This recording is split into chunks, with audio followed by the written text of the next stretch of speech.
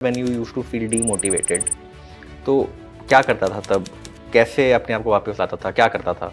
As such demotivation आपको affect नहीं करना है, आपके नेक्स्ट जो आप फ्यूचर जो प्लान कर रहे हो तो उसको अफेक्ट मत करो, उसी को उसी दिन एक डे ब्रेक लो और उसी दिन छोड़ दो उसको। कि नीट पीजी 2024 हुआ, नीट पीजी 2025 तक, what was the timeline for first reading, first revision, second revision, third revision? कितने कितने महीने में किया? नाउ लेट्स टॉक अबाउट, हाँ, I want to ask you, एक बार टाइमलाइन बता दे कि नीट पीजी 2024 हुआ, नीट पीजी 2025 तक, what was the timeline for first reading, first revision, second revision, third revision? कितने कितने महीने में किया?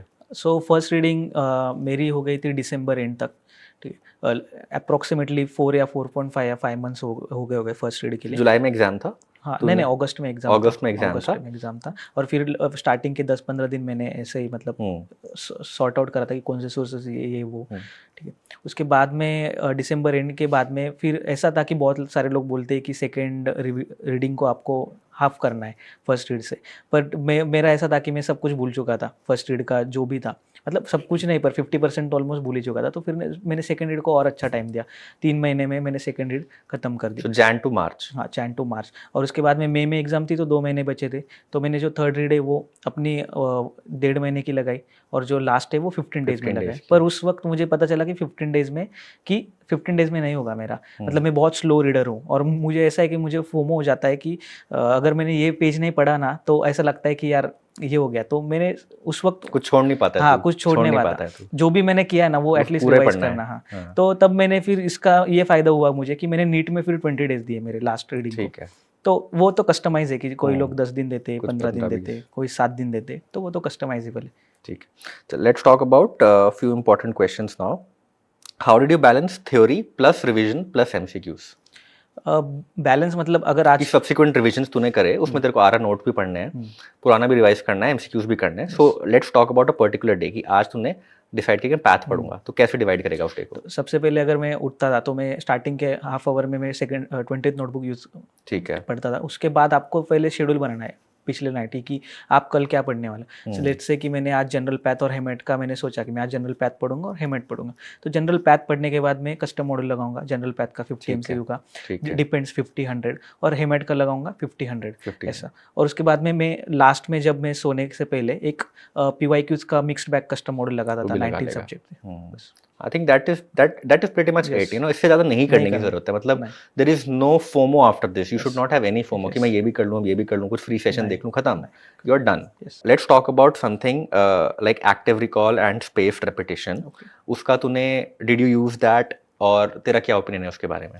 एक्टिव रिकॉल तो फर्स्ट और सेकंड रीड में बहुत इंपॉर्टेंट है, क्योंकि अगर आप पैसिवली आप जितना फास्ट पढ़ोगे उतना फास्ट भूल जाते हो। तो try to do active recall in the first and second read, because हमें टाइम रहता है फर्स्ट और सेकंड रीड में, कोई प्रेशर नहीं रहता है। जब आप थर्ड रीड में जाते हो तो एग्जाम नज़दीक होती है और प्रेशर रहता है कि जल्दी जल्दी निपटना है, तब तो हो जाती है। हाँ, तो फर्स्ट और सेकंड रीड में एक्टिव रिकॉल करना है। कैसे करना है एक्टिव? तो लेट्स से कि मैंने एक ग्लोमस ट्यूमर का टॉपिक पढ़ा ENT से, तो वो टॉपिक मैंने पढ़ा तो मैं आँख बंद करके सिर्फ उसको याद करूंगा कि क्या क्या उसमें था, ग्लोमस ट्यूमर में क्या क्या साइंस थे वगैरह, और बस जितना याद आया उतना याद करना, बाकी का छोड़ दो, मतलब बाकी का देख लो और छोड़ दो, नेक्स्ट टॉपिक पे जाओ। ऐसे मैं एक्टिव रिकॉल करता था।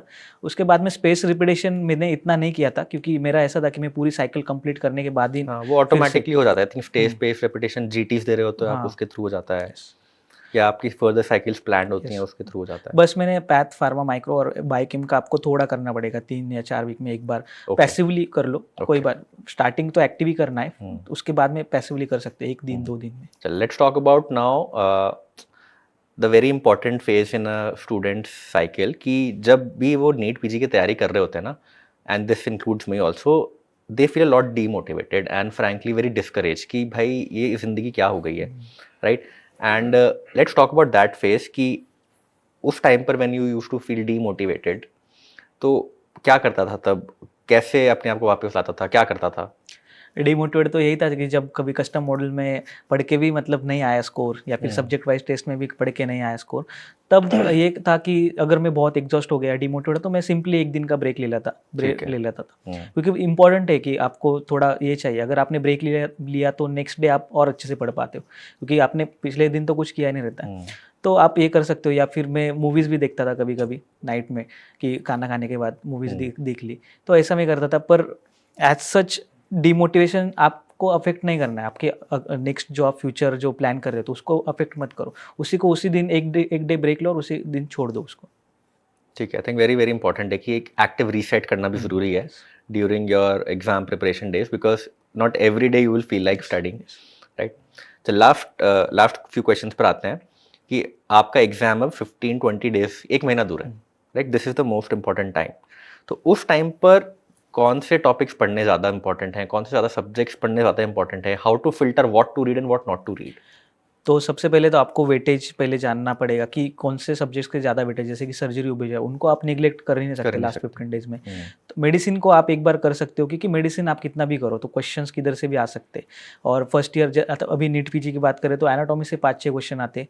तो आपको देखना है कि सबसे ज़्यादा वेटेज किसका है और सबसे ज़्यादा फैक्चुअल क्वेश्चन किस में आते हैं। अगर बहुत सारे फैक्चुअल क्वेश्चन जैसे बायोकेम हो गया, पैथ फार्मा, माइक्रो हो गया, तो उनको आपको एग्जाम के थोड़ा नज़दीक रखना है। उसके पहले आप सर्जरी ओबीजी रखो क्योंकि वो इंपॉर्टेंट है, और उसके पहले आप फिजियो जो भी बचा हुआ आप उसको डिवाइड कर सकते हो। उसमें भी शॉर्ट सब्जेक्ट को इतना ध्यान नहीं देना है, मतलब सिर्फ इंपॉर्टेंट करने की जो बहुत बार पूछे गए। आपको सिर्फ टारगेट रखना है कि मैक्सिमम आप कितना कर सकते हो, मतलब मैक्सिमम सर्जरी ओबीजी जिनके वेटेज है आप उनको ट्राई करो कवर करने की। आई थिंक 7 सब्जेक्ट्स मैं बोलता हूँ स्टूडेंट को ना, 7-8 सब्जेक्ट बहुत इंपॉर्टेंट है। Pharma, path, micro, biochem, surgery, obs gyne, forensic, 7। And मतलब मैं तो पर्सनली एनाटॉमी बोलता हूँ, बट यस एनाटॉमी आईएनआईसीटी में ज़्यादा आता है। हाँ, नीट पीजी में थोड़े कम क्वेश्चंस आते हैं। आईएनआई में तो पूरा मतलब फर्स्ट और सेकंड ईयर में ज़्यादा वेटेज रहता है। ठीक, तो एक बहुत फन स्टोरी है एंड मुझे अभी ये तेजस ने रिमाइंड कराई कि जब इसका आईएनआईसीटी हुआ था, so Tejas got a rank of 1700 in INICET in this may attempt, and he message me on Telegram कि सर मेरा ना 1700 स्कोर आया है, रैंक आई है आईएनआईसीटी में, एंड मैं दिन के 12 घंटे पढ़ रहा हूँ, मैं दिन के 13 घंटे पढ़ रहा हूँ, what else should I do to get a top 100 rank, and he was feeling very demotivated. So let's talk about that phase Tejas, कि तूने मुझे मैसेज किया था, and let's talk about that conversation. तो हुआ क्या था कि मतलब मैं जब भी मॉक वगैरह देता था तो मेरा अराउंड 300 रैंक आता था, पर मतलब कंसिस्टेंटली जो लास्ट के 2 मंथ्स थे तो मेरा अराउंड 200-300 मैक्सिमम 400 तक मेरा आईएनआई का रैंक आता था। बट जब मैंने आईएनआई दिया और उसके बाद में जब रैंक वगैरह आया तो 1700, मैंने एक्सपेक्ट किया था कि मेरा अंडर 500 आएगा, बट वो 1700 आया और उससे कुछ नहीं मिलने वाला था। तब मैंने फिर बहुत मतलब बुरा फील हुआ कि इतना पढ़ के भी, मतलब 99 परसेंटाइल जीटीज में भी आ रहे थे, एसडब्ल्यूटी में आ रहे थे, एमसीक्यू भी अच्छे थे, रिकॉल भी अच्छे थे, मतलब कंटेंट भी था दिमाग में, फिर भी नहीं आया। तो उस वक्त लगा कि इतना पढ़ के भी अगर रैंक नहीं आया तो नीट पीजी में क्या ही कैसे करेंगे, क्योंकि उधर तो कंपटीशन और ज़्यादा है। बट जैसे मैंने आपको मैसेज किया तो फिर मैंने भी उस वक्त भी 1-2 दिन का ब्रेक ले लिया कि आपने बोला कि तुम नीट पीजी में एक्सेल करोगे, तो मैंने 1-2 दिन का ब्रेक लिया, टाइम दिया कि चलो अभी फिर से चालू करना है, नहीं तो फिर नीट पीजी भी हाथ से निकल जाएगा। तब से मैंने फिर से अच्छे से रीडिंग वगैरह देना चालू कर दिया। हालांकि एग्ज़ाम पोस्टपोन हो गया, उसके बाद में और एक स्टोरी थी कि एग्ज़ाम पोस्टपोन हो गया और इधर मुझे 1700 में एम्स मिल गया था। क्या मिल गया था? एम्स में ऑर्थो और राजकोट में ऑर्थो मिल गया था, पर मुझे लेना नहीं था, मैंने इसे डाला था बैकअप ऑप्शन के लिए कि एक इन केस अगर नीट में भी ऑर्थो मिलेगा तो एम्स में प्रेफर करूँगा ऐसा। बट नीट एग्ज़ाम पोस्टपोन हो गई और फिर 15 दिन मैंने ऐसे ही टाइम पास किया कि एम्स लगाए, तो मैं बहुत कुछ नहीं पढ़ा। 15 दिन के बाद मैंने जब पढ़ाई चालू की और एक जीटी दी देखने के लिए कि कितना स्कोर आ रहा है, तो आईएनआई के पहले मेरा 165 आ रहा था, कंसिस्टेंटली 165 प्लस जा रहा था। बट मतलब लास्ट मंथ में आईएनआई के, बट जब मैंने वो जीटी दी तो मेरा सीधा 145 हो गया। तो वो एक रियलिटी हिट हो गई कि भाई एक महीने में ही भूल गया सब। एक महीने में 15 दिन में सब कुछ भूल गया। तब मुझे और बुरा लगा कि इतना पढ़ के भी अगर एक तो आईएनआई निकल गया क्योंकि वो सीट छोड़ दी, और अभी नीट में भी अगर 145 करेक्ट आ गए तो कुछ नहीं मिलेगा, और लोग बोलेंगे कि 1700 रैंक आई थी तो मिला भी था तो लेना चाहिए था और वो छोड़ दिया, तो वो थोड़ा बुरा लगा। फिर उसके बाद में मैंने सोचा कि किधर गलती की है, तो वही था कि रिकॉल एरर्स बहुत ज़्यादा थे, तो मैंने फिर से रीडिंग लगाना चालू कर दिया। ठीक है। तो तेजस अभी बात करते हैं कि जैसे तूने मुझे पहले भी बताया था कि मेडेड का तेरी नीट पीजी जर्नी में काफ़ी इंपॉर्टेंट रोल रहा था, स्पेशली जब तू आईएनआईसीटी और नीट पीजी के बीच में तैयारी कर रहा था। So let's talk about that aspect कि what product of MedEd did you use and how did MedEd help you in your NEET PG journey? तो जैसे कि मैंने पहले बताया कि 15 डेज आने के बाद मैं कुछ पढ़ नहीं पा रहा था, और उसके बाद में मतलब हार्डली मैं 4 या 6 आवर्स पढ़ पा रहा था। तो उस वक्त मैंने ऐसा सोचा था कि मोमेंटम बिल्ड करने के लिए यूट्यूब पे जाके कुछ रिकॉर्डेड वगैरह वीडियो देख लूँ। तब मुझे मैराथन सीरीज़ तभी पता चला कि मैराथन सीरीज़ है PW मेरिट की। तब मैंने वो देखना चालू किया। तो मैं क्या करता था कि अगर लेट से मैं आज साइकेट्री पढ़ रहा हूँ, तो मैं सुबह में अपना मैराथन वीडियो देख लेता था हीरा मैम का, और उसके बाद में मैं साइकेट्री पढ़ता था। तो उससे मुझे और इजी हो जाता था, क्योंकि मुझे एक्टिवली कुछ नहीं करना है, क्योंकि ऑलरेडी लेक्चर से और मैराथन से मुझे इन्फॉर्मेशन मिल गई है, तो मुझे इजी जाता था और पढ़ने में। तो उससे मेरा मोमेंटम बिल्ड हो गया। तो एक बार बेसिकली आपको सब किसी ने सुना दिया कि देख भाई नीट पीजी में ये पढ़ाते हैं, तो तूने कहा ठीक है मैं सुन लिया, अब पढ़ते हैं। तो उससे एक तो ये हो जाता है कि चलो मुझे पता है आपकी पढ़ना क्या है, और एक पढ़ने का मूड भी बन जाता है कि चलो कोई पढ़ा रहा है तो पढ़ लेते हैं, अब नोट्स खोल के लेट्स फिनिश दिस ऑफ। सब कुछ ऐसा नया नहीं लगता। अगर आपने वीडियोस वगैरह देखी होगी तो एटलीस्ट आपको लगता है कि यार फैमिलियर है, मतलब ठीक है, हो सकता है ऐसा। हो सकता है। So rapid fire with Tejas. So question number 1, favourite subject in MBBS? Forensic medicine. Y?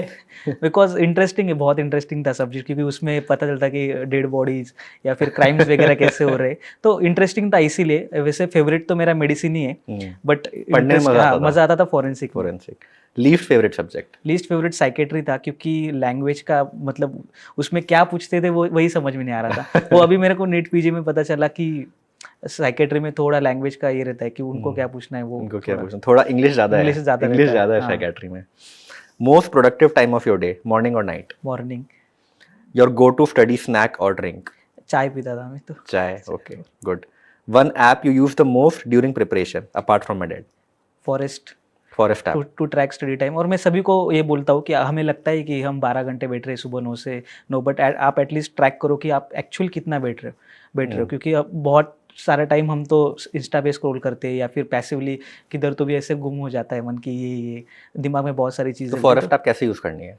Forest को आप जब अगर सुबह बैठ रहे हो, जैसे कि मैंने 2 घंटे का अगर सेशन कर रहा हूँ 8 से 10, तो बस चालू करो ऐप, और उसमें वो लॉक स्क्रीन रहता है, तो आप व्हाट्सएप वगैरह कुछ यूज़ नहीं कर सकते।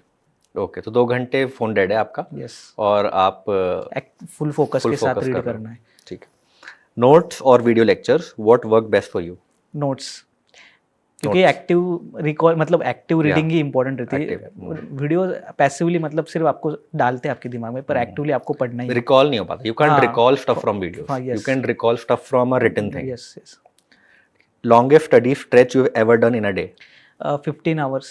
15 hours in a day? Yes, but वो एक ही दिन था कि 15 आवर्स में गया था। 15 आवर्स मैक्सिमम। एवरेज में बोलता हूँ कि लास्ट के 3 मंथ्स में at least 10 to 12 hours. 10 to 12 hours with good amount of sleep. good amount of sleep. ठीक है। One Medit feature that helped you the most?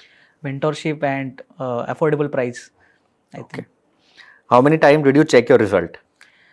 मैंने तो 4 बार किया, और मेरे जो फैमिली और फ्रेंड्स उन्होंने तो 5-6 बार, मतलब टोटल 10 टाइम्स। 10 टाइम्स हो गया, ठीक है। What was the first thing you did when you saw your rank?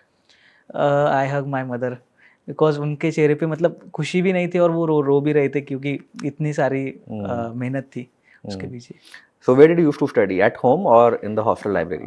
No, starting में तो मैंने लाइब्रेरी में ज्वाइन किया था मोमेंटम बनाने के लिए। उसके बाद लास्ट 3 मंथ्स में मैंने घर पे ही पढ़ाई की। घर पे, ठीक है। If not medicine, what would you be doing right now? एक तो UPSC करता, नहीं तो कुछ बिजनेस वगैरह ट्राई करता। बिजनेस वगैरह, good good. Favorite series or show that you watched during breaks? Office, favorite too. Library or hostel room, where did you study better? Library. Rank और peace of mind, what's tougher to achieve? Peace of mind, क्योंकि अभी भी देखो rank आई है, पर मुझे पता है कि मुझे रेसिडेंसी करनी है। उसमें फिर से वर्क रहेगा, थोड़ी टॉक्सिसिटी रहेगी। ठीक है। What's one myth about toppers you'd like to break? कि हर दिन आपको 14 आवर्स 16 आवर्स ऐसा पढ़ना नहीं है। आप अपने हिसाब से अपना शेड्यूल बनाओ, आपको सिर्फ कंसिस्टेंट रहना है बस। बाकी आपको एक्स्ट्रा चीज करने की कोई जरूरत नहीं, सिर्फ सिंपल रखो बस। ठीक। Last question, being in a relationship और being single, does it matter to clear NEET PG? नहीं, वो मैटर ही नहीं करता कि आप सिंगल हो या रिलेशनशिप में हो। अगर आपके अंदर अगर वो हंगर है कि आपको वो रैंक लानी या फिर आपको वो ब्रांच चाहिए, तो आप आराम से वो निकाल सकते हो। आपके पास सिर्फ इनर मोटिवेशन चाहिए। टाइम निकल जाता है अगर इच्छा हो तो। यस। चलो ठीक है Tejas, I think will wrap this up with this rapid fire, and it was very nice talking to you, and what a great story you have from rank 94,000 to rank 354, and I think this is one thing that most of the students deal with, because 3 lakh बच्चे बैठते हैं, top 20,000 से नीचे सारी branches चली जाती हैं, and people feel कि भाई मेरी 1 लाख है, 90,000 रैंक है, I can't do it, it's not in me, मेरा क्यों होगा. But as you rightly said, recipe या स्क्रिप्ट बड़ी सिंपल है कि rapid revision with PYQs, with custom modules, with GTs, एक कोई प्लेटफॉर्म उठा लो एंड उसी को करते रहो. यस. चलो, thank you Thank you Tejas. so much, sir. Any parting words that you'd like to give to all the NEET PG aspirants? एक ही है कि फोमो में मत जाओ बस, Okay. क्योंकि बहुत सारे ऑप्शन है आपके पास कि ये करना है वो करना है. Stick to the one source और उसी को करते रहो. So with that, we'll wrap today's podcast. Yes. Thank you, Tejas, for joining in, and all the very best for your NEET PG counseling. Let's hope that the NEET PG counseling finishes on time and you join your residency on time. Thank you so much, sir. Thank you. Thank you.